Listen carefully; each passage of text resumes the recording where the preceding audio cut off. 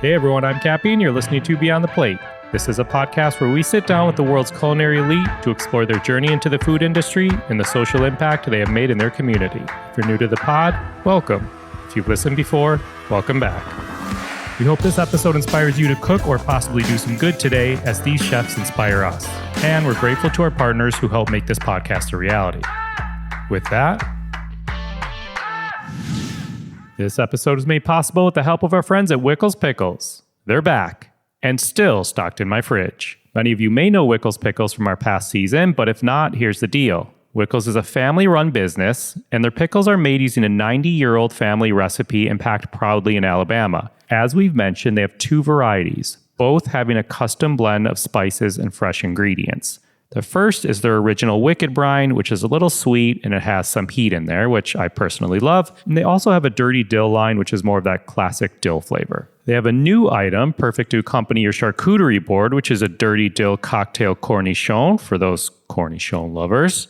But for me, I still find myself slathering that spicy red sandwich spread they make or their Wicked Jalapeno Relish on most sandwiches that I make. But here's what I also love about Wickles Pickles. Wickles believes in giving back to their community. Through donating food and other resources, they support various organizations, including food banks and community food programs, as well as disaster relief efforts. They recently supported the Martha Project, which is a nonprofit that focuses on how to use food as a way to connect and care for the houseless in communities they work in.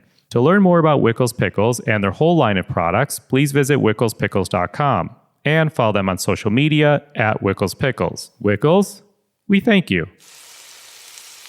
This episode is made possible with the help of our friends at One Hope Wine. One Hope is a Napa Valley winery built on hope and rooted in purpose. Every bottle of their award-winning wine supports a meaningful cause. Can you already see why we love them? Here's what this means. It means One Hope's commitment to high-quality wine is as important as their commitment to the causes they support. Through the sale of every bottle, One Hope has donated over $7 million to causes around the world. You may have heard me say $6 million in the last episode, but yep, it's now 7. From building a school in Guatemala to funding over 3 million meals for children in need, One Hope's mission is to nourish the future. One Hope also believes that you shouldn't have to sacrifice your wallet to enjoy quality, award-winning wines. Thank you, One Hope. I can confidently say my wife and I have tasted multiple bottles of their wine on their own and with meals, and we both have really, really enjoyed them. To learn more about One Hope Wine, the winery, and to apply to become a winery member, go to onehopewine.com. That's onehopewine.com. You could also follow them on Instagram at One Hope and on Facebook at One Hope Wine. One Hope, we thank you. Hey everyone, one more thing before we get going. We have some awesome Beyond the Plate merch, which you can find a link to in your podcast player or at beyondtheplatemerch.com. Head on over and check out our hats, tees, and hoodies. Again, that's beyondtheplatemerch.com. All right, enjoy this week's episode. So you grew up in New Mexico, so For you to check your audio, I'm going to have you name 10 uses for hatch chilies. Oh boy, okay. Green chili stew, chili cheese toast, green chili chicken enchiladas, cornbread with green chili salsa. You're good. You're good. I love it. I got to 5. Today's guest is a celebrated theater, film, TV star, and cookbook author. He has a massive passion for cooking and entertaining, which comes through in his delicious book, Food Between Friends. You most likely know him for his role in the TV series Modern Family or for his extraordinary advocacy efforts in the LGBTQ plus community. He was born in Montana, grew up in New Mexico, and is husband to Justin and dad to 2-year-old Beckett. Please enjoy this episode as we go beyond the plate with the man who may be the only person to have made Gail Simmons' Za'atar chicken schnitzel more times than me, Jesse Tyler Ferguson. Beckett's actually only 11 months old, but thank you for fast forwarding time. I kind of wish he was 2. I didn't know if he even hit 1 or if he was 1.5, and I was going to ask you. No, it's all good. Yeah. 11 months. I just don't want him to go find this someday and he'll Dad, why did you let that man lie about my age? Oh my gosh. Okay. I want to learn about him, but first things first with you. Dermatology check. You good? I have my Band-Aid here right now. That's healing.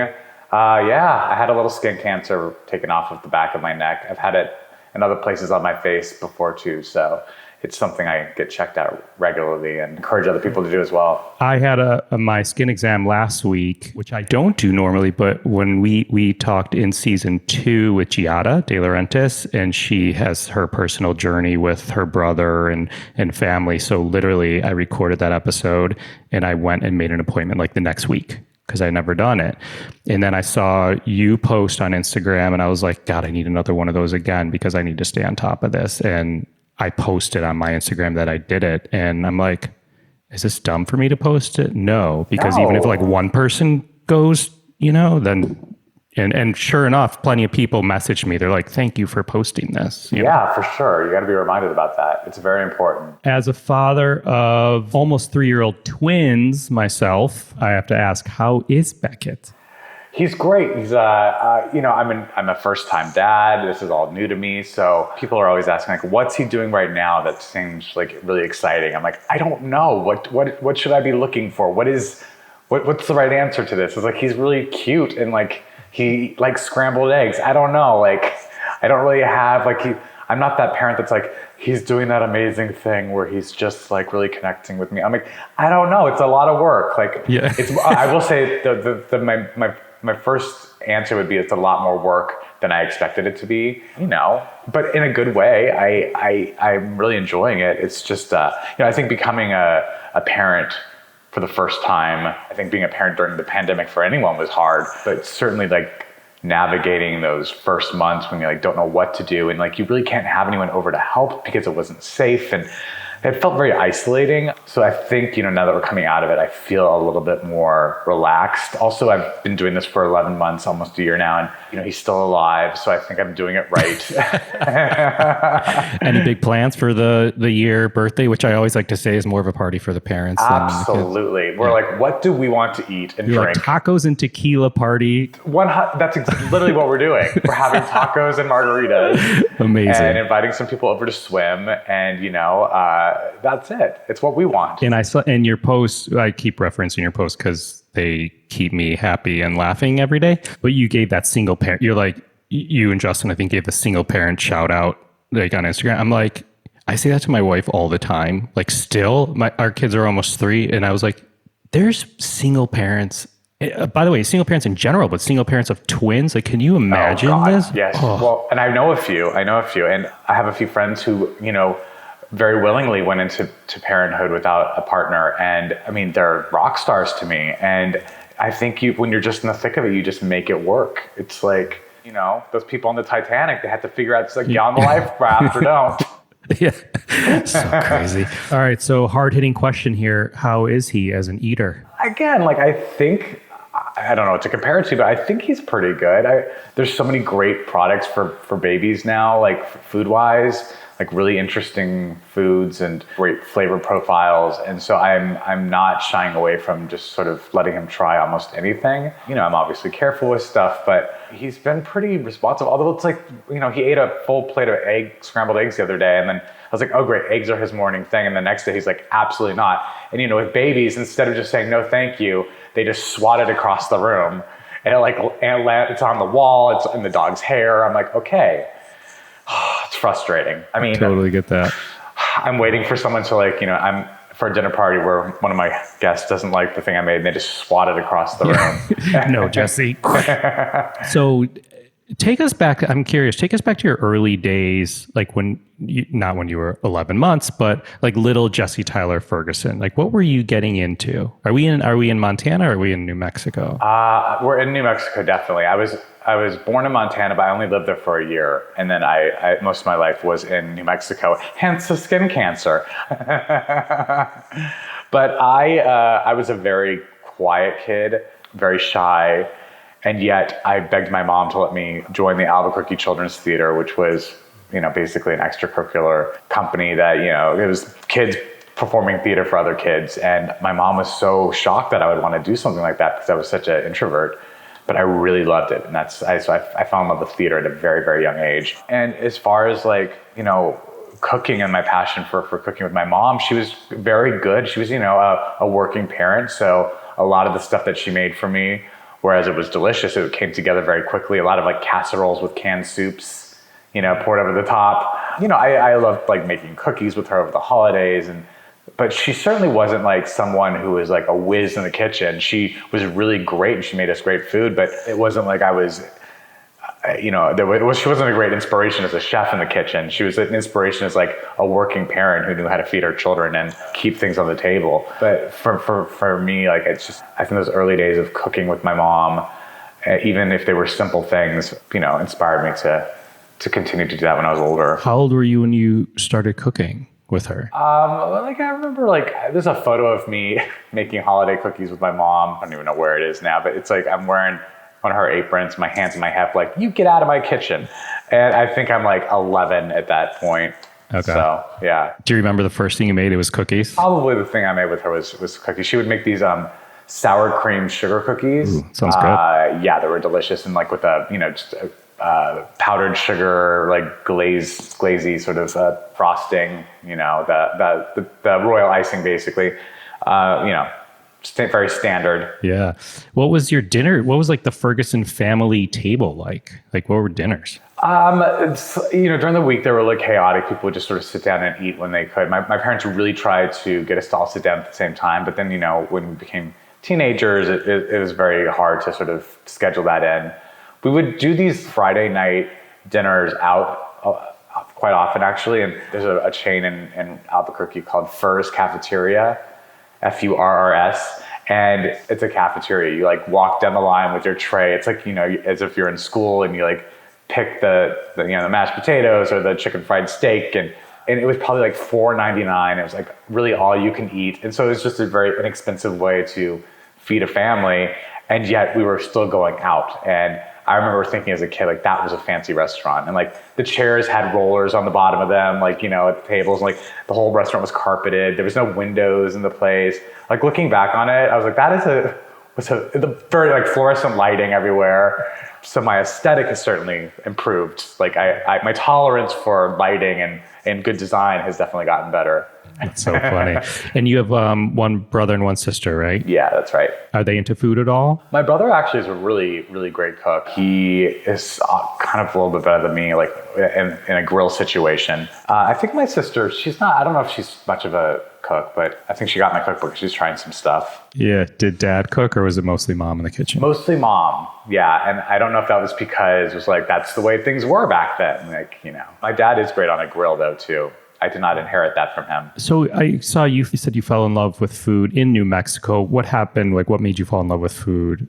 I really, really love traditional New Mexican food. I love green chili. I love enchiladas and tacos and, pozole. And it's my favorite type of cuisine. So I will say I fell in love with food, but I fell in love with like a very specific type of food. Like I was not ambitious. I didn't like try Indian food. I didn't try Thai food. We would have like sometimes some Chinese takeout, but like that was sort of as far away from like American or New Mexican that I went. But I loved eating, and I had the blessing of a really high metabolism, so it didn't matter. That's so funny. Did you ever have a job in a restaurant? I did. I was a host at a very, very famous New Mexican restaurant called Sadie's. Sadie's started off in a bowling alley. The counter of a bowling alley, I think there was like 5 bar stools. And it was the place to go. Like it was like of all the restaurants in Albuquerque, this little corner of this bowling alley had the best food. They ended up expanding into a huge space, and then that space they kept expanding as well. So now it's this massive restaurant, and that's when I was working there when it was already this like big thing. But it has like this great folklore of like being at very humble beginnings. And so I was a host there because I was too young to bus tables. You had to be 18 to bus tables because of, I guess, taking alcohol away from the tables. And so I was too young, so I just had to seat people. When did the entertaining bug come in the picture? Well, at the same time, I was a performer at Cliffs Amusement Park in Albuquerque. It's this local theme park, and I was a dancer and singer in their cheesy like musical reviews. And so I was doing that and working at Sadie's at the same time. And I did sort of feel like when I'd go to Sadie's, it's like, yeah, I'm a working performer. Like I also have another job where I'm making, $14.95 per show. And here it's, it's minimum wage. So I definitely I have another career. I'm just doing this to like sort of make ends meet. And you were like a teenager at the time? Yeah. 16, 17. So funny. So two of our previous guests, we had Adrian Grenier and Neil Patrick Harris, also from New Mexico. Yeah. What's in the water there, first of all? Second, Neil and his husband are big entertainers. Are you friendly? Do you swap tips or what? It's so interesting because Neil, obviously, as you just said, grew up in New Mexico and was part of the community theater there as well. Although I don't think we ever performed together, there are definitely like roles that I wanted that I lost out to him. Really? Yes. He was already a celebrity. I mean, he had done, films, and he was a big fancy person in the community. So like I had no chance. And it wasn't until I moved to Los Angeles or maybe it was New York. I would run into him in New York, and we would always talk about Albuquerque and, what school he went to, what school I went to. And then when I finally moved to LA, he was shooting How I Met Your Mother on the soundstage right next to where I was shooting this other sitcom that didn't last called Do Not Disturb. And I would always go over and hang out with him and visit him. He was really good about sort of like showing me the ropes of LA, and I didn't know anyone there. So I'd go to his house a lot and he and David would make food for me, and every time they had a big party, I would be included on the list. So I got to meet a lot of like really great people in Los Angeles through Neil. So yeah. That's so nice. I love that. Hey everyone, sorry for the brief interruption, but wanted to give some love to our friends over at Martin's Famous Potato Rolls. Martin's is an all-American family-owned and operated company founded in 1955 and headquartered in Chambersburg, Pennsylvania. They're the #1 potato roll in America, and as I like to say, they can make almost any burger taste better.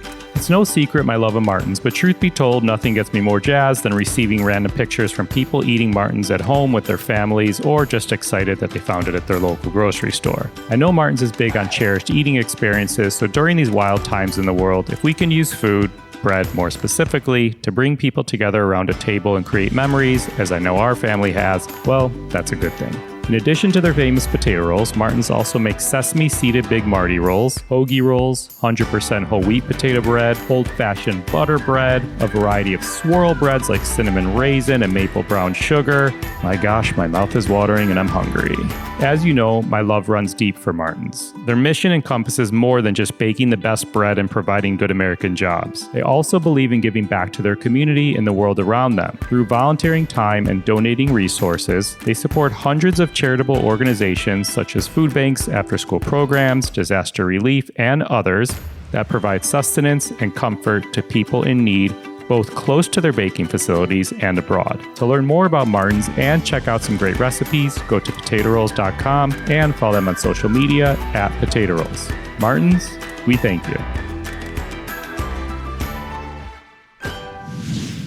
Speaking of friends, you wrote a book, Food Between Friends, which is so damn entertaining. You know what? Like, I judge a cookbook when I like open it up at my desk, and like an hour later, I'm like still reading it. You know what I mean? I'm like, wait a second, I need to work. But can you? I mean, I love this book. I love the voice. Like, I love how it's written. The recipes, just look so fun. I started tagging, some of these, brunchy recipes, which fully agree on the brunch situation. Why can't I go to brunch at like Tuesday at 11? Why does it have to be, a weekend? Two things. Why did you decide to write this book? And we also follow up and tell us about your co-author, Julie, because whether you want to retell the whole story or let people get the book and read it, but incredible story. Well, yeah, I guess I'll start with Julie. Julie and I met at a dinner party that neither one of us really wanted to go to, but we were both so happy that we did go to because we met each other. And she sat across the table from me, and we ended up striking up a great conversation. And I will let people buy the book to sort of get the more detailed version of the story. But we ended up, I admitted to her that I'd always wanted to go to culinary school, but I was so busy I was like in the thick of Modern Family at that time. We were like in season 5, and I had no time on my hands. And my hiatuses when I was free, I was going to New York and doing theater, and I just never had the opportunity. So Julie, who had gone to culinary school, said, well, I'll come over and like cook with you and I'll teach you some things. And so we just started making recipes together, usually in my kitchen, sometimes in hers. And just as a way of sort of documenting them, we started posting them on a blog that we created called, wait for it, Julie and Jesse Cook. Brilliant. I don't know why we landed on that. We're like, I think we were trying to be too cute with it. We're like, you know what, we're super literal with it. Anyway, that got the attention of Clarkson Potter, which is a fantastic high-end, sort of very fancy publishing house. And they actually approached us about turning our relationship and our recipes into some sort of a book. And I had always thought about doing a book. I was thinking about doing a memoir or like sort of essays of funny stories from my past. I feel like I'm too young for an actual memoir, but there are people younger than I who are writing them. And so I was always excited about the idea of sort of documenting stories from my past, but it didn't feel like a natural fit for me to write a memoir, and I was having a lot of writer's block. And so when this opportunity came up, I was like, well, there is a way to sort of tell those personal stories through the recipes that you love from growing up and the recipes that you're creating now. So I took the challenge, and I thought, well, they definitely, Clarkson Potter's offer to let us write a cookbook threw us into the deep end. We did not get to go into the shallow and sort of feel how the water was. They just threw us in okay, swim, and we did, which, I think was a good thing for us because we're both procrastinators. We're both really indecisive, and we had deadlines that we had to meet. And, writing a cookbook's no joke. I don't think writing any book is no joke, but with a cookbook, there's that added layer of having to create recipes and test them multiple times and have someone else test them and make sure that, they're easy to read for the home cook. And it's a lot, and there's a lot of steps to it. So it was great having Julie at my side. She was also a first-time author, and it wasn't the type of book where I wanted her to sort of be a ghostwriter or someone in the background. I really wanted her to be on the cover with me, and I wanted the book to be about our friendship and the recipes that we created together. That's cool. Yeah. That's really cool of you. I love that. Have you and Julie ever attempted to make dinner and just totally fucked it up and had to order in? And I think, well, we've had really terrible test days together where we're testing recipes, and you spend all this money on these ingredients, and you put all this time and effort into it, and at the end of the day, you have nothing to show for it except for just really disgusting food that does not work. And those days were really deflating. I don't think together we've ever botched a dinner.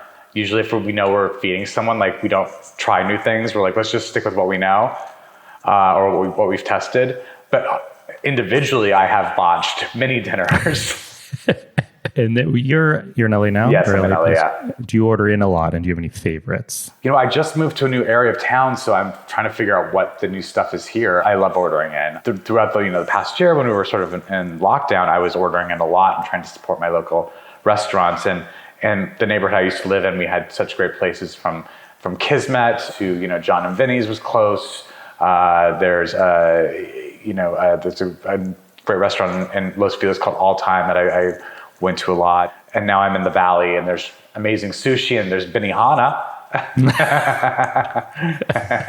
That's so funny. So you and Julie, you seem to have a blast in the kitchen. What's your approach to cooking? Well, she taught me not to take things too seriously and to really trust your palate as you have to trust your palate. There's this fear of when you're creating a recipe that you have to follow everything, or even when you're following a recipe that you have to follow everything to a T. And if you don't like something, or if you're not a cilantro person, it's fine to leave it out. It's not going to destroy the recipe. So I think it just comes from me being a really good student. I would always want to do things perfectly. And, Julie sort of took that fear of messing up away from the situation. She taught me that, you can mess up and you can be a little more messy and sloppy in the kitchen, and it's fine. But I think we do have fun. We are, as I said, we're both really super indecisive. We could be standing over a bowl of sauce that we've made, putting our finger into it one by one, tasting and saying, I don't know, what do you think? Back and forth for 10 minutes. So funny. So you mentioned you recently moved. How is it being in a new kitchen? Yeah, the kitchen's great. I came out of a great kitchen. The kitchen I moved out of the house was built by or renovated by a chef. So her kitchen was amazing. This kitchen is built by people who I don't think ever cooked, but the appliances are all really nice and the layout's great. But there was definitely, it's also one of those kitchens where sort of everything's integrated, everything looks like a cabinet. So I'm still trying to figure out where the refrigerator is. I just start dishwasher works. It's one of those cabinets where you press on something and then it pops open. So I'm just sort of randomly pressing, like I'm in a like an escape room or something, just pressing on doors to see what pops is open. this where I get the cereal bowl or is this the dishwasher? Exactly. Exactly. So I'm figuring that all out. Is there anybody you would love to host a dinner party for? Oh God, so many people. Kamala Harris, Audra McDonald. Who else? I'm trying to think of people I just really want. Oprah. I'm just trying to think of people I want to hang out with. Well, yeah, that's what it is, right? I've met all of those people. Audra McDonald's actually a good friend of mine, but I've met all those people. I don't know Oprah well, and I don't know Kamala Harris well, but I've met them both, and I just really like them. So I think that they'd be fun. That's awesome. Yeah. You've invested in some restaurants? Yeah. I heard that. So how is that for you? Is that like exhilarating, daunting? Yeah, it's exciting to sort of support a new voice in the culinary world. And we have had some success with it, which has been nice. We're investors in this. Actually, we're not vegan or plant-based, but this place called Nick's in LA. That's a beautiful indoor-outdoor restaurant, plant-based, and it's really, really delicious. And then this new place called All Day Baby on the east side, which their sister restaurant, Here's Looking at You, unfortunately didn't make it through the pandemic, but All Day Baby's doing really great. We actually got a rave review in the LA Times days before the pandemic shut everything down, which was really heartbreaking. But somehow we made it through the past, year and a half, and our restaurateur Lynn is a rock star, and she's pulled the staff through with her, and they're coming out on the other end of it, and it's really great. But it's something that when you invest in anything, I think you sort of have to assume that money is gone forever. And you certainly don't invest in restaurants or theater, which we've done as well, to make money. You do it because you're passionate about the person and the chef. And also, we did a lot of those projects because we wanted places to go that were like, we were a part of building. Like there's a lot of pride in like going to All Day Baby and knowing that we helped create it in a way. That's cool. That's really cool. So a few months back, I was in a Clubhouse chat room with your Modern Family hubby, Eric Stonestreet. Oh, really? I was scrolling through and I see Eric Stonestreet talks food or something. I was like, what does this guy have to say about food? Not knowing everything. He's great. Yeah. Oh my God. I didn't realize how much he's into food. Yeah. Rattling off ingredients, food, restaurants in various cities around the country. Is this a cast thing? I know you guys are close, but... Yeah. I mean, Eric and Ty and basically all the guys on the show are big foodies. Ed, Ty, Eric, and I. And Julie, I think... Julie doesn't eat. Just kidding. And Sophia, just likes she likes the fancy restaurants. Yeah, sometimes Sophia's like, she'll name a restaurant. I was like, Sophia, you're just there for ambiance. Let's be honest. Although she does love to eat. But Ty and Eric and Ed are actually all master grillers. And for my birthday one year, Eric sent me a whole box of not Omaha steaks, some other, now I can't remember the company, but really amazing frozen steaks and meat. And he's really great on the grill. What 3 words would you use to describe yourself? Pale, compassionate, and I think sensitive. Pale, compassionate, and sensitive. Does that sound pathetic? No, it's great. What 3 words would your husband Justin use to describe you? Pale, compassionate, and sensitive. Definitely sensitive. It's always these questions are always the exact same answer or the complete opposite answer, depending. What do you remember the first meal you and him ever had together? Oh yeah. Our first date was at Cafe Stella on the east side in Los Angeles. I love their moules frites there, and I was nervous for some reason on that first date with Justin, and I ordered escargot instead of moules frites. And I was like, do you like escargot? And I think he was nervous about, he's 10 years younger than me, and I think he wanted to, appear older. I met him when he was very young, 23 years old. And I think he was trying to just play it cool. He's like, yeah, I love it. And so these snails come. They're not what I was expecting them to be, and they're certainly not what he wanted. And we kind of suffered through them. And I did not like them. Escargot is not my jam. And years later, I admitted to him that I was trying to order moules frites, and I, for some reason, ordered escargot. So that was, we had other things as well. We didn't just eat a half a plate of snails, but yeah, that was our first meal. What was the first thing you ever cooked for him? God, I don't know if I remember. I remember the first thing he cooked for me because he's only cooked me 3 things in the entire relationship. It's like this taco ring casserole thing that his mom would create for him that had like, it was a puff pastry and ground beef and like salsa just poured over the top, cheese. It was probably like 9 million calories and it was delicious. But it was like totally a clip from like the back of, Parade magazine or something. No offense against Parade because I love them. I joke with my wife because she has like, I go out of town, I come back and see dishes in the sink. I was like, wait, you cooked? Like, since you don't cook when I'm home, and she has like 3 things in her repertoire. One of them is English muffin turkey tacos. She calls it. It's like, ground turkey on an English muffin. It's exactly what cheese. It says it's going to be. Yes. Yeah, exactly. Does he have a most requested dish that he asks you to make? Well, he's always asking me to cook something yummy and paleo. So I was like, what do you want for dinner? I don't know, something yummy and paleo. I'm like, can you give me a little bit more direction? We were kind of pretty strictly paleo for a little while, and we've eased up a bit. But he usually wants me to cook him something healthy. But he is a big chicken fingers fanatic, so... Okay, so I want to switch gears here. All of our guests on Beyond the Plate, they give back in different ways. That's one of the main reasons we started this, because I probably, as you know how like giving chefs are of their voice, their time, their food, whatever it may be. And a lot of people that just go into a restaurant, they just eat this delicious meal and they don't necessarily realize how much this chef or restaurant may be doing for the community. Right. And it's, again, one of the reasons why we do this podcast. So I wanted to hit upon social impact and giving back. You and Justin have done a ton in that space. You've created Tie the Knot and raised funds to support same-sex marriage using bow ties. And yes. You've always been active in raising awareness for the LGBTQ plus community. So can you tell us more about all of this work? Yeah, I mean, when I met Justin, he's a lawyer, he's a philanthropist, like he's wired to always be thinking about how can we give back. And when we started dating, we started brainstorming like what would be my foundation if I could ever do something. We also wanted to I sort of wanted to get involved in the fashion world in some capacity. And I thought, well, what's like this? I know nothing about fashion really, or like how to, create garments but I was like, what's the smallest possible clothing item I could create? I was like, a bow tie. It seems pretty easy. I know what they look like.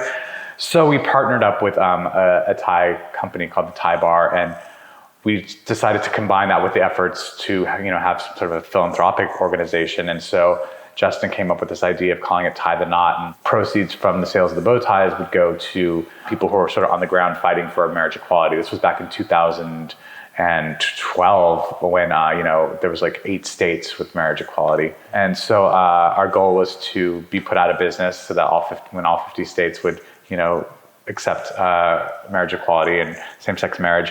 When that actually did happen, we decided to keep working to raise money to sort of protect those rights we fought so hard for. So we've raised over $1 million on the sale of bow ties, and it's been really great. It's been exciting. We also we work a lot with No Kid Hungry, which I'm sure I'm sure so many people have talked about that on this podcast. But now that I'm a dad, it hits even closer to home. Knowing that there are kids out there who have to worry about where their next meals are coming from is heartbreaking. So yeah, I think we're always looking for places to be able to give back. And when we, like Justin, for example, started this bedding line, the Thread Experiment, and it's sort of masculine designed sheets. He kind of realized there was a hole in the market. There was like a lot of like Laura Ashley or like Target white sheets, but nothing with like for really more masculine designs for women and men, but like just more masculine. And so like we sort of took the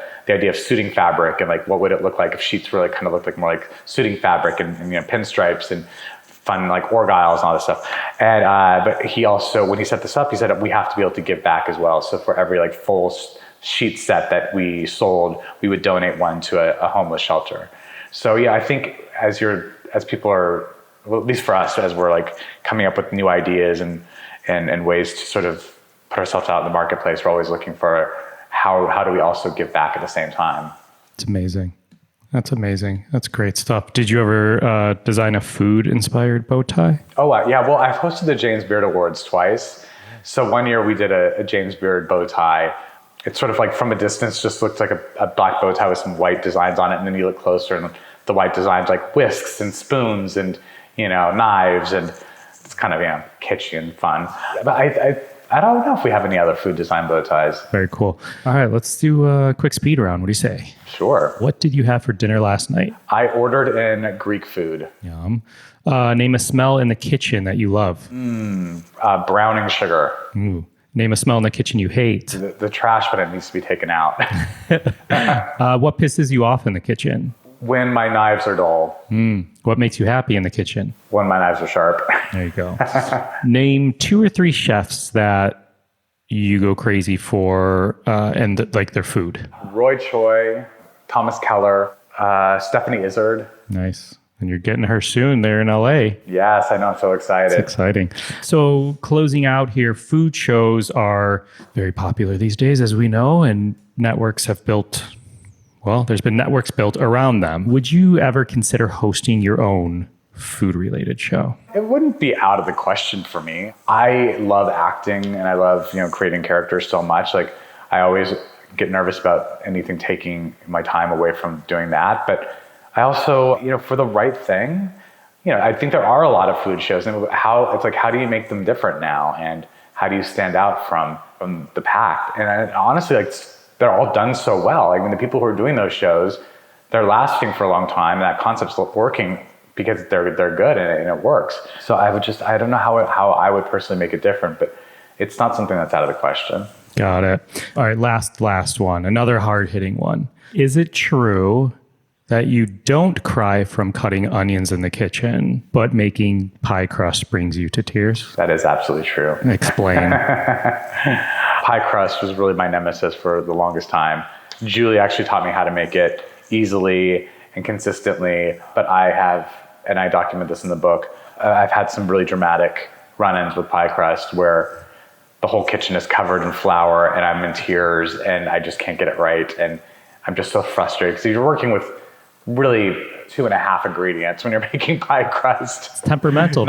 Yeah, it's really temperamental. And Julie taught me how to nail it. And we document it very, very thoroughly in the book. There's actually 2 pages on just how to make pie crust. So. Amazing. Jesse, thank you so much for your time. I appreciate it. Thanks for popping on. It was great to hear more about you as a kid and, the book journey and how you and Justin have given and continue to give back. That's always incredible stuff. So thank you so much and keep killing it being a dad. I know that's also not easy, but it's, every day's different and it's super fun. And it's like, just when you figure out, you're like, oh, I figured out like this, this part. And then like that part's then over. It's all changed. Yeah, exactly. Those rules have all changed and we're on another page. Yeah, exactly. So, all right, buddy. Thank you so much. I appreciate it. Enjoy the rest of your day. Thank you. Bye. Thanks again to Jesse Tyler Ferguson. Find more on him at jessetylerferguson.com. To learn more about Tie the Knot, go to tiethenot.org. That's tietheknot.org. Find me and keep up to date with this podcast across all social media platforms at On Cappy's Plate or go to beyondtheplatepodcast.com. Beyond the Plate is on all of the socials at BT Plate Podcast. This episode was produced by myself, along with Ian Cohen, Joe Yetton, and Shant Petrosian. Our digital media is by Sarah McClellan-Me. Our music has been composed by Goldford. Find him at iGoldford. As always, special shout out to my wife, Katie. Please rate, review, and or subscribe to this podcast on your listening site of choice. Don't forget to join us next Wednesday for an episode of Beyond the Drink, our companion podcast of Beyond the Plate, presented by Ford's Gin. Thank you for listening to Beyond the Plate. I'm Cappy, and remember, there are never too many cooks in the kitchen.